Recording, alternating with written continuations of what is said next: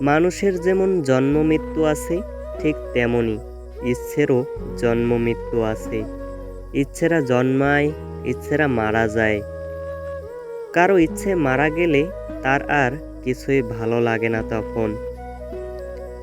লিখতে ভালো লাগে না, কথা বলতে ভালো লাগে না, গল্প করতেও ভালো লাগে না তখন।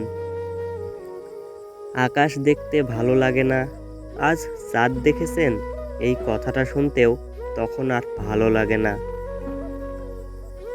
তখন আর কারো শুভরাত্রি লাগে না, ঘুম পাড়ানিও লাগে না তার আর।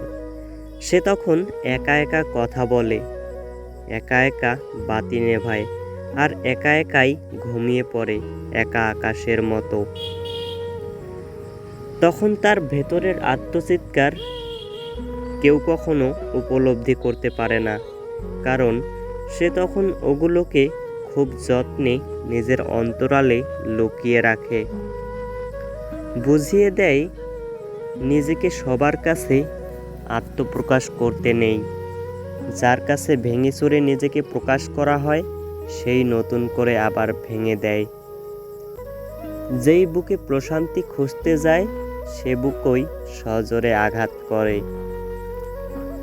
তীব্র ঘৃণা থেকে নয়, কিন্তু কেন যেন হঠাৎই সেই মানুষটা দুঃখ লুকানো শিখে যায়, ভেতরের আর্তনাদকেও আর বহিঃপ্রকাশ করতে দেয় না।